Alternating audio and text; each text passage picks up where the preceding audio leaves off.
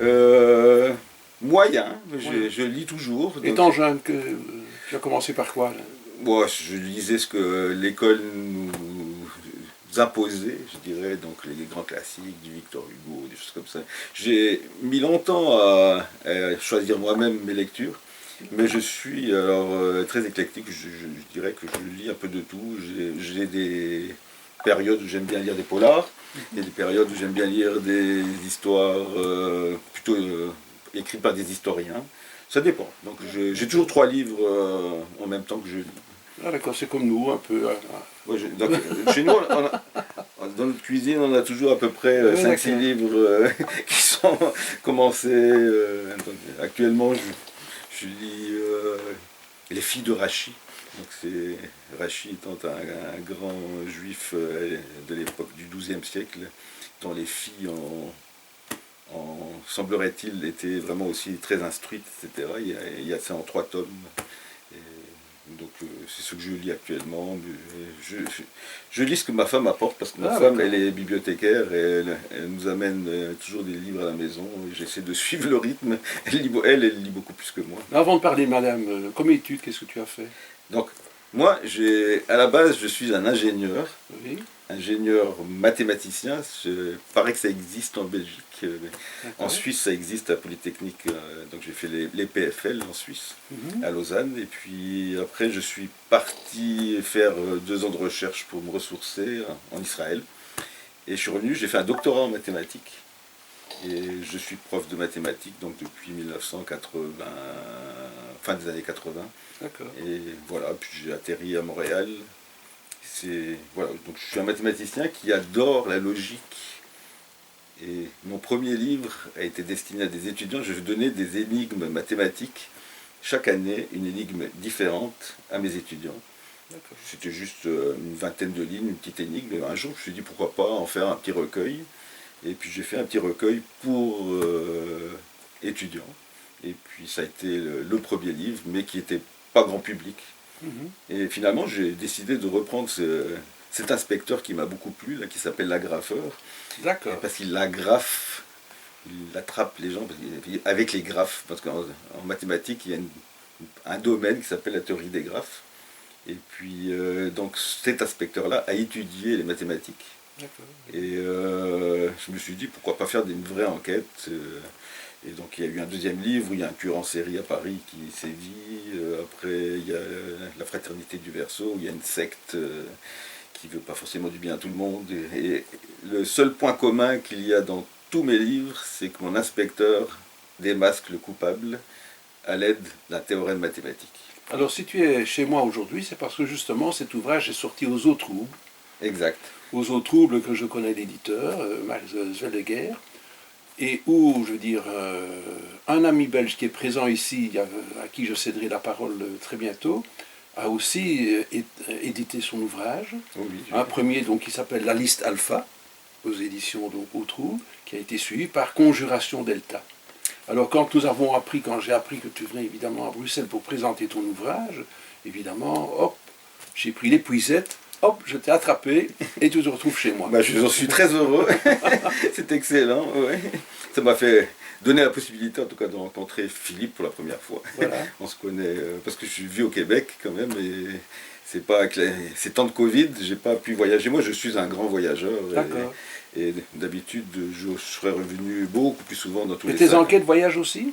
Oui, ouais, donc voilà, donc la dernière enquête commence à Mons. Mhm. Et il y a une partie qui se passe à Bruxelles, il y a une partie à Montréal, et une partie à Paris. J'aime bien, disons, parler des villes que je connais. Et donc moi, j'ai voyagé beaucoup dans le monde.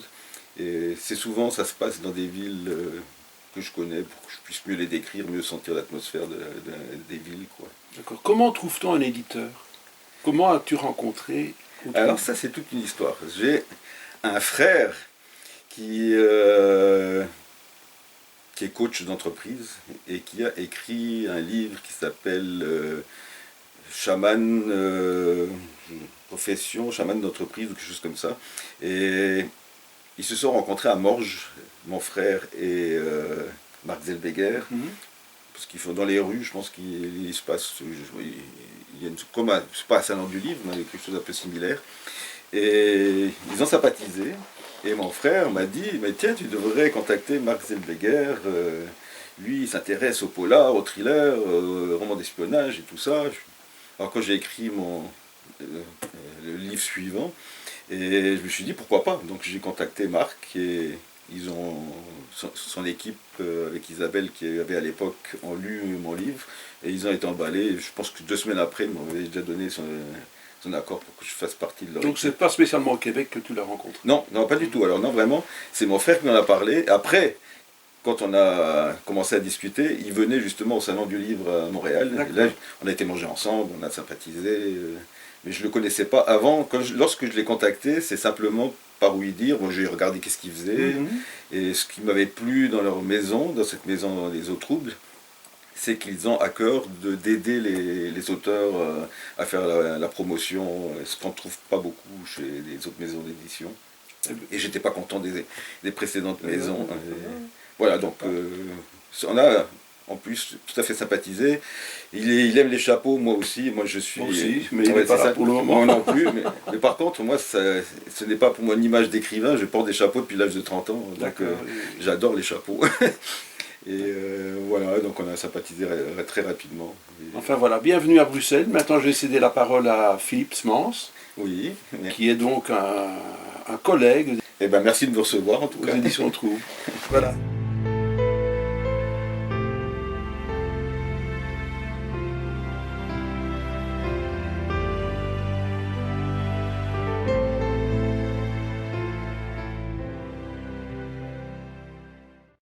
Tu as écrit 3 livres, Alain. Oui. Alors, si je ne me trompe pas, le premier c'est Quick on the Draw. Alors, Non? le premier, il a 3 titres. Il s'appelle L'agrafeur en français, Ouais. parce que mon inspecteur agrafe les coupables. Ouais, Il s'appelle Quick on the Draw, parce que c'est un traduisible agrafeur, et il est rapide de la gâchette, mais rapide à dessiner, parce qu'en fait, il dessine des graphes, donc c'est un jeu de mots. Ouais. Et il est paru en allemand aussi. Ah, Il s'appelle Der Graf der Grafen. Le conte, donc le conte des graphes. Le conte des graphes. Donc il est paru dans les 3 langues, donc il a été traduit. Donc ça c'est plus un ouvrage qui est destiné vraiment à des gens qui veulent étudier un peu les sciences. C'est ça. Et c'est une approche ludique, je dirais. Donc c'est plus un livre, on va dire, d'enseignement et académique que vraiment un polar. C'est-à-dire qu'au départ, tu as voulu faire passer des messages de caractère académique enrobés dans un polar. Voilà, rendre ça plus attractif pour les étudiants, au lieu d'étudier les maths avec des équations, je me suis dit faire des petites histoires, des énigmes, et puis de voir comment on résout ces énigmes-là à l'aide des mathématiques. Et donc, mais il faut avoir l'envie. Donc à chaque moment, je leur dis, posez le crayon et essayez maintenant essayer de trouver la réponse sans lire la suite. Exactement. Ouais.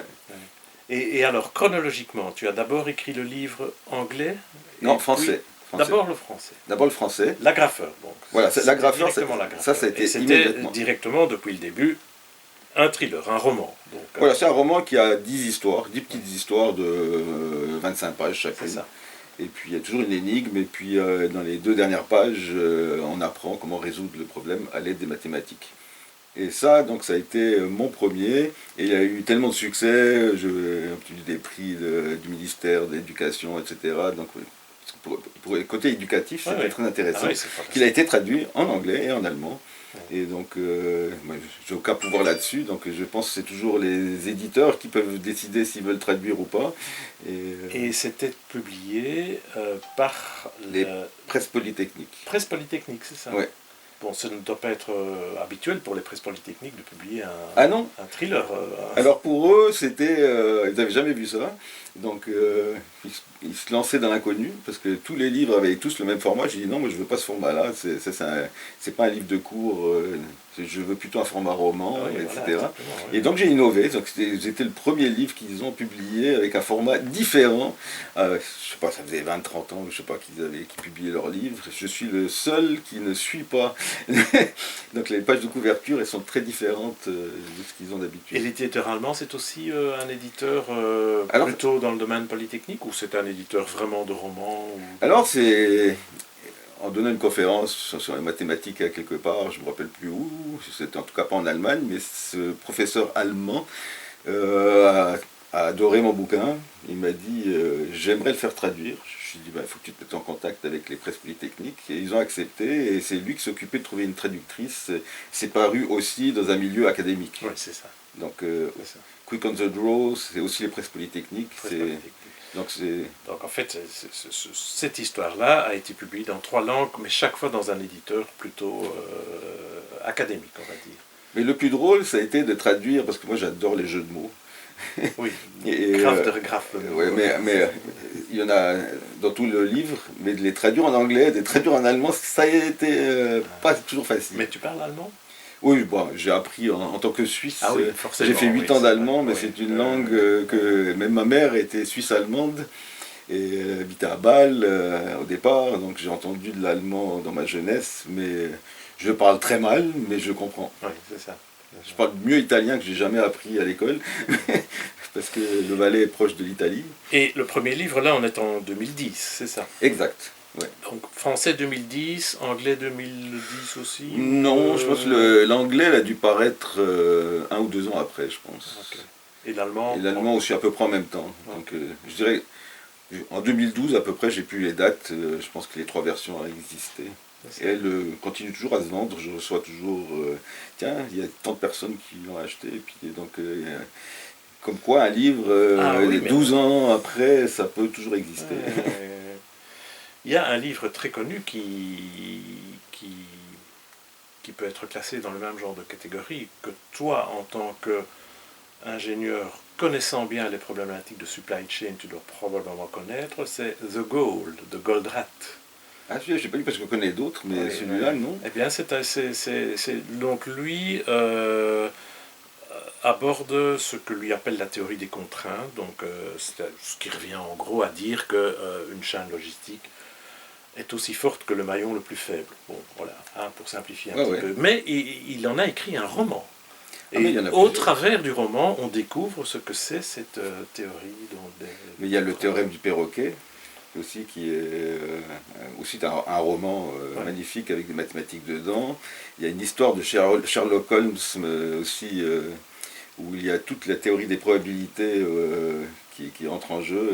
Et il y a plusieurs écrivains qui ont fait des polars avec des mathématiques à l'intérieur. Et dans le premier, tu voulais donc expliquer, enfin, ou faire sentir un petit peu ce qu'est la théorie des graphes.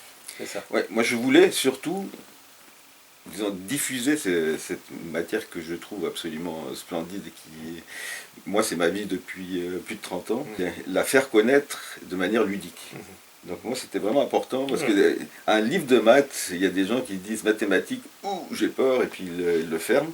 Alors que si on lit un roman, on est plus amené à vouloir comprendre des choses et puis les explications sont aussi écrites de manière pas aussi formelle que ce qu'on ferait dans un livre de mathématiques. Et c'est donné goût. Après je donne des références à la fin du livre pour celui qui va aller plus loin. Donc c'est ça, voilà. Donc c'est une initiation à la théorie des graphes. Donc moi, c'est ce que je fais des graphes depuis plus de 30 ans et je voulais faire connaître ce domaine des mathématiques à un plus large public. Et on trouvait déjà donc l'inspecteur Manori. Voilà, donc Manori, c'est parce que mon meilleur ami s'appelle Marino, je me suis amusé à intervertir 2 syllabes. Donc Maurice Manori, c'est un inspecteur de la Sûreté du Québec et il a fait des études mathématiques en Suisse.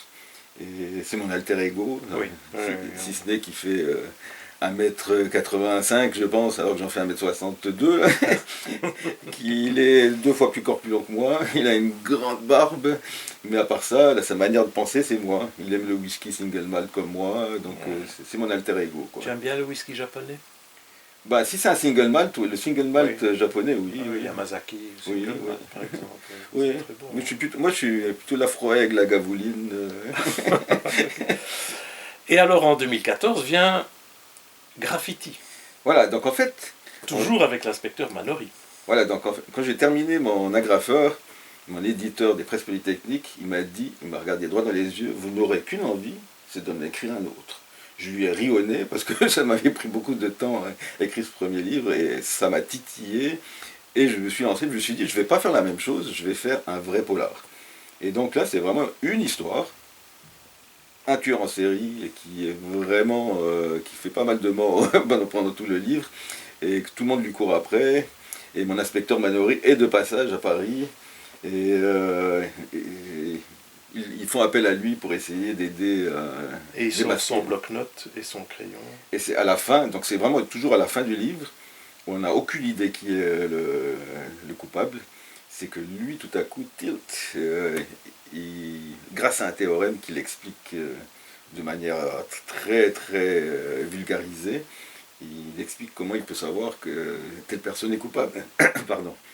Donc, toujours de nouveau la théorie des graphes. C'est toujours la théorie des graphes. Donc pour moi, je veux faire connaître la théorie des graphes et je prends maintenant dans chacun de mes livres, donc je suis en train d'écrire le suivant, je suis en plein milieu là, et donc j'ai toujours le théorème de la théorie des graphes qui me permettra de démasquer le coupable. Je commence par la fin, je sais comment la personne va être démasquée et je construis l'histoire à rebrousse-poil et pour arriver à cette fin qui me permettra d'utiliser mon théorème. Et c'est des théorèmes que même les gens spécialistes de la théorie des graphes ne connaissent pas nécessairement. Donc celui de la fraternité du Verseau, qui est mon dernier livre, c'est un théorème magnifique, mais qui est méconnu des graphistes. Et donc c'est un plaisir de leur faire connaître ça. Et c'est des théorèmes qui s'énoncent très facilement, les démonstrations sont très dures, je ne les donne absolument pas dans le livre. Ah. J'espère bien. Non, non. Enfin, moi, ça me plairait encore. Mais, mais pour le lecteur lambda... Ça prendrait un autre roman, parce que c'est vraiment des preuves pas faciles. Mais voilà, donc ça montre qu'il y a des choses qui paraissent... on ne voit pas comment on pourrait savoir que telle personne est coupable. Les mathématiques permettent vraiment de démasquer... je donne toujours comme exemple, si dans une réunion entre amis, les gens prétendent que chaque personne a un nombre d'amis différent, je peux tout de suite leur dire que c'est des menteurs, c'est pas possible. Donc mathématiquement, ça se prouve qu'il y a toujours au moins 2 personnes qui ont le même nombre d'amis. Donc quelle que soit la réunion qu'on fait. Et, donc, et ça se prouve avec la théorie des graphes ou simplement la théorie des probabilités Des graphes, enfin juste la logique. Enfin, moi, je dis des graphes, c'est plus facile avec les graphes. Mais donc il y a des choses. Et ces techniques dont tu parles, qui permettent à Maurice Manori de coincer les coupables, est-ce que ces techniques sont réellement utilisées par la police ? Alors oui. Dans la vie réelle. Oui. Aux États-Unis, il y a un groupe qui utilise les mathématiques. Ils ont en tout cas des experts en mathématiques dans leur service pour essayer de démasquer les coupables. Et donc ça existe. Au Canada, j'en ai pas entendu parler. Moi, je rêverais de collaborer avec la police. Parce qu'on peut vraiment retracer des appels téléphoniques, des choses, on peut dessiner. Les graphes, c'est juste des points et des traits, de faire des liaisons entre des personnes. Et donc, en ayant une base de données de choses qu'on connaît, on peut essayer de trouver des relations entre ces choses-là. On pourrait nourrir un ordinateur avec toutes ces données. Exactement. Et ensuite, et la théorie des graphes permet de ressortir des patterns, des choses qui nous paraissent pas évidentes, mais qu'on peut prouver mathématiquement qu'elles sont nécessairement là. Oui. Donc, c'est bien ancré dans le réel quand même. Ah oui. Non, donc, je maintiens, donc, ça existe vraiment. Aux États-Unis, il y a un service de police qui vraiment utilise les mathématiques pour résoudre des enquêtes. Et alors, on arrive au 3e livre, Fraternité du Verseau, La Fraternité du Verseau, aux éditions Au Trouble. Oui. Un livre qui est sorti il y a presque un an, c'est ça ? En décembre 2020, c'est ça. Décembre 2020. Oui. Et alors là, donc, on retrouve l'inspecteur Manori. Oui, en fait... Et on retrouve la théorie des graphes. Exact. Mais ce n'est plus un problème de tueur en série ici. Non, c'est une secte. Une secte. Donc en fait, je dois dire que j'aime la philosophie de cette secte, j'aime pas ce qu'ils font. Parce qu'à la base, il y a un message que je veux faire passer dans cette fraternité du Verseau, qui est le nom de la secte, c'est qu'on vit dans une société qui idolâtre l'argent, le profit. Matérialiste. Très matérialiste. Ouais. Et il y a depuis longtemps des gens qui disent qu'on va rentrer dans l'ère du Verseau, et qu'on est dans l'ère des poissons actuellement, qu'on va rentrer dans celle du Verseau, qui, comme Malraux disait, qu'elle sera spirituelle et non pas Oui. matérielle. Oui, effectivement, donc en avant-propos dans ton livre, Ouais. tu mentionnes Malraux, le XXIe siècle sera mystique ou ne sera pas. Voilà. Es-tu toi-même un peu mystique ou as-tu Très. une tendance mystique? Je suis très mystique. Ouais, ouais. Je suis, oui, je dirais à la base, je suis quelqu'un de très mystique. Ça a l'air complètement Et à un petit l'encontre peu des sciences. religieux aussi alors, parce que je vois que tu fais toujours dans le préambule, enfin, hein, tu mentionnes des versets de l'Exode, Alors, oui, avec donc, Moïse, etc. Donc le mystique rejoint le religieux. oui, donc à la base, pourquoi je parle de Moïse et qui brise les tables de la Oui, loi, qui- on voit tous Charlton Heston. Oui, oui, oui, exactement. Voilà. Et bien parce que il les a brisés parce qu'ils étaient en train d'idolâtrer un veau d'or. Ouais, le vaudor. Et donc c'est montré qu'il a combattu l'idolâtrie et mon gourou de la secte, il s'appelle Mécho au lieu de Moshe. Moshe c'est le nom hébraïque Oui, de Moïse. oui, oui, oui. Et il s'appelle Mécho et lui se prend pour le Moïse des temps modernes. Il dit je vais combattre l'idolâtrie de l'argent, l'idolâtrie Ouais. du profit. Ouais. Et donc à la base, moi je suis... Oui, mais sauf que c'est ça. il tue, il kidnappe, il y a détournement de fonds. Donc là je suis plus tellement d'accord avec eux. Et il y a des disparitions, il y a un kidnapping qui se passe à Bruxelles. Donc on appelle mon inspecteur à l'aide. En fait, c'est une personne qui a disparu, qui avait rencontré mon inspecteur dans l'avion, dans mon premier livre, L'Agrafeur, qui connaît la personne disparue, et puis elle va vers lui.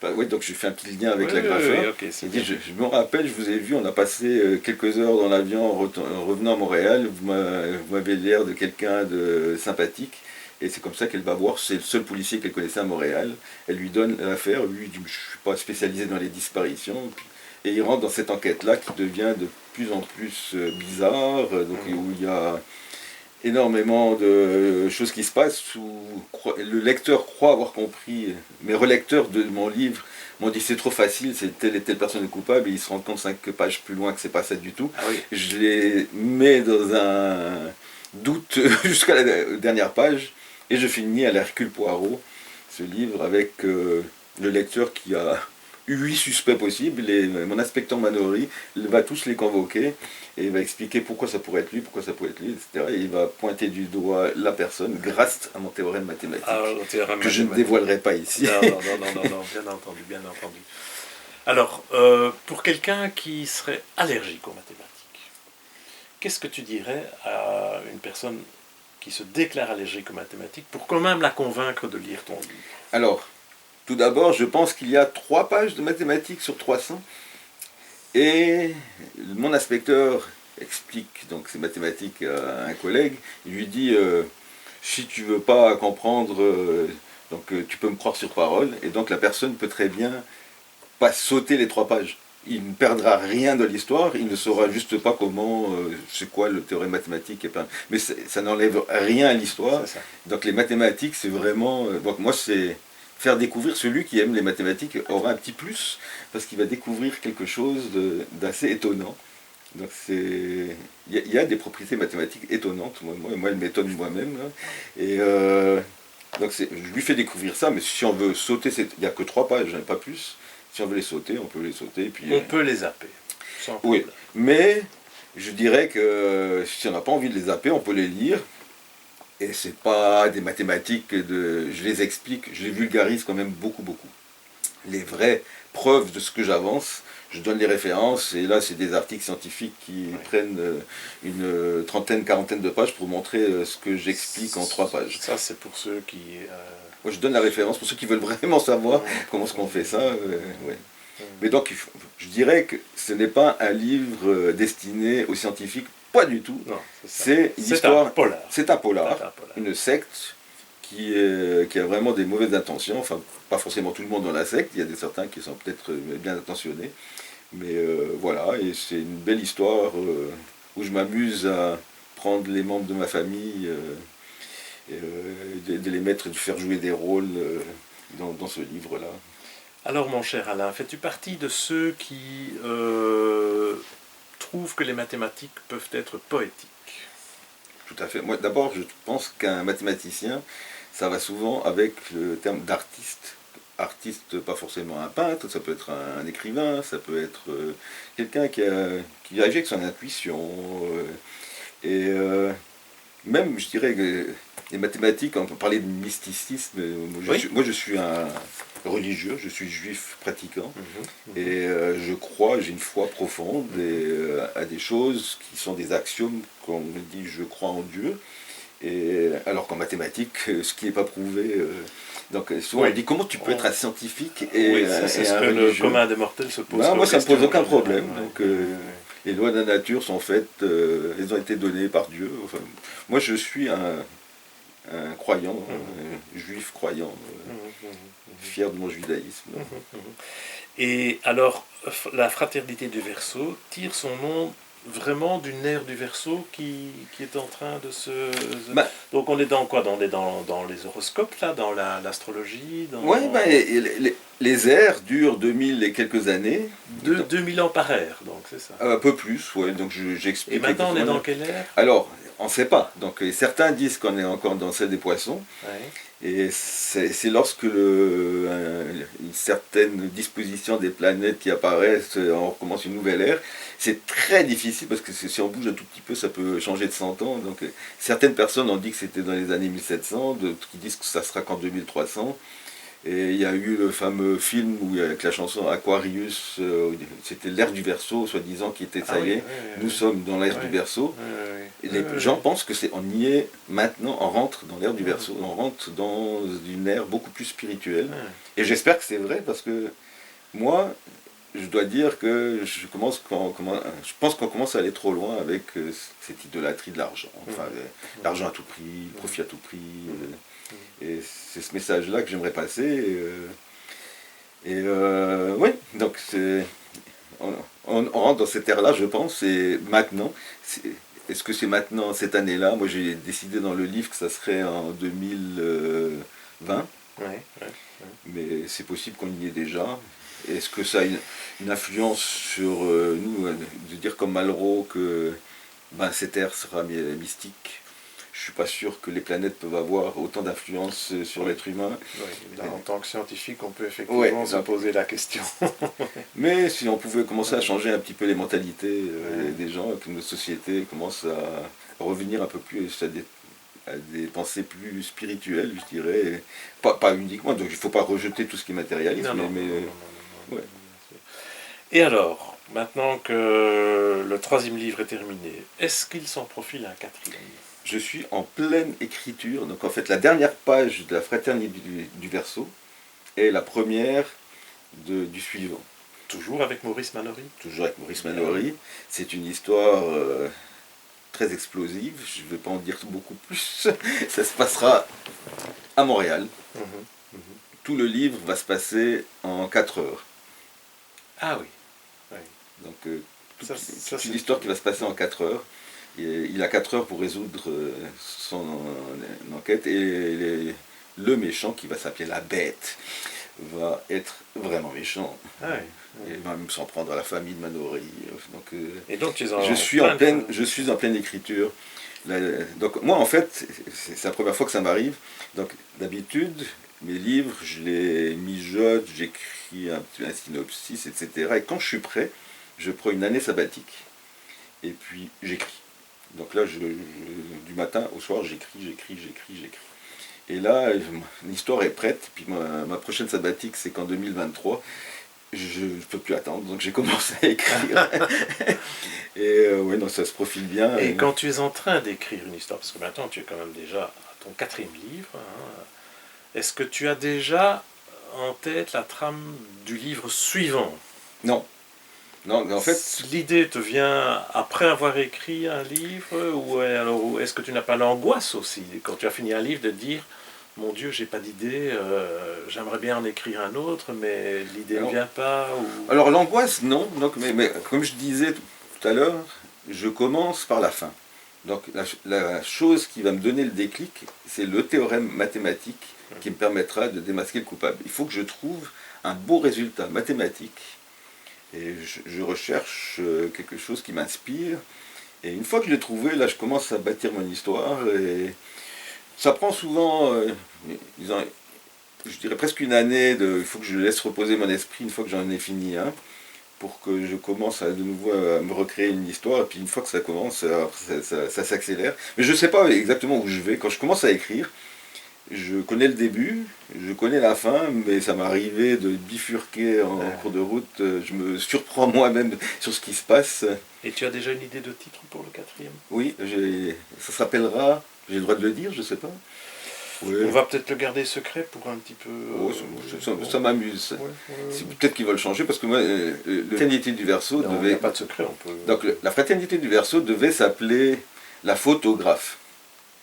La faute au graphe. Pas mal, ça. Et ils l'ont pas voulu. Aux autres troubles, C'est digne du jeu de mots allemand, ça. voilà, hein, aux autres troubles, ils en ont pas voulu, ils ont dit que c'était pas assez vendeur. Ouais. Alors j'ai fait un jeu de mots dans le livre, parce qu'il y a une photographe, donc une des héroïnes de Oui, Jacqueline Foster. Ouais.